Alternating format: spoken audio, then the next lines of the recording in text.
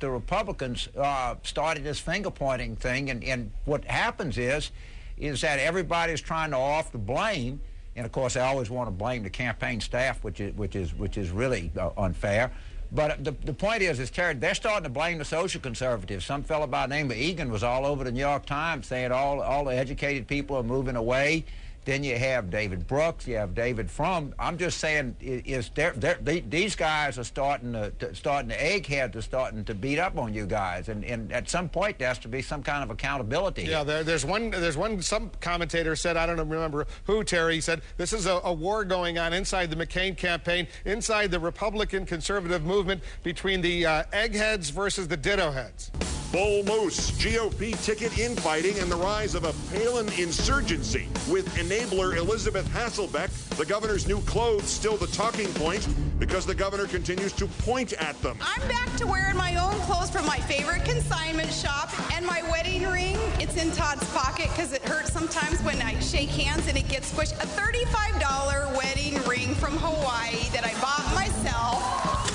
The startled McCain senior advisor who says those were not the remarks we sent to her plane. Palin versus McCain and the theory of the rogue diva. A key question for the McCain-Palin campaign today. Does Governor Palin really believe John McCain would be a good commander-in-chief? And if so, why is she already disobeying his commands? Our fourth story tonight, based on multiple reports from multiple sources, Sarah Palin is a rogue GOP elephant.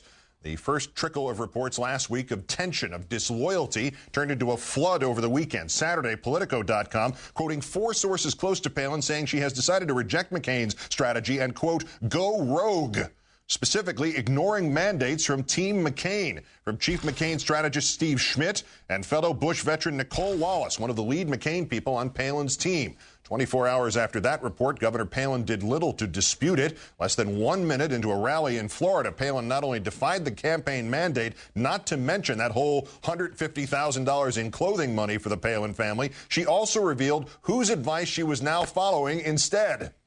This whole thing with the wardrobe, I've tried to just ignore it because it's so ridiculous, but I'm glad now that Elizabeth brought it up because it gives me an opportunity without the filter of the media to get to tell you the whole clothes thing. You'd think not that I would even have to address the issue because, as Elizabeth is suggesting, the double standard here, gosh, we don't even want to waste our time. I'm glad, though, that she brought up accessories also. But enough about clothes and hairdos and high heels, though I would say when I heard Elizabeth speaking, she is one to take the gloves off when the heels are on. That's Elizabeth. CNN today quoting an unnamed McCain advisor saying that Palin's Hasselbeckian comments, quote, were not the remarks we sent to her plane. Quoting another, and I can't stress this enough, McCain advisor, quote, she, Palin, quote, is a diva. She takes no advice from anyone. Hasselbeck. She is playing for her own future and sees herself as the next leader of the party. Remember, divas trust only unto themselves. You know things are going badly when campaign recriminations from the inside, the sort of intramural backbiting, is leaked before the election.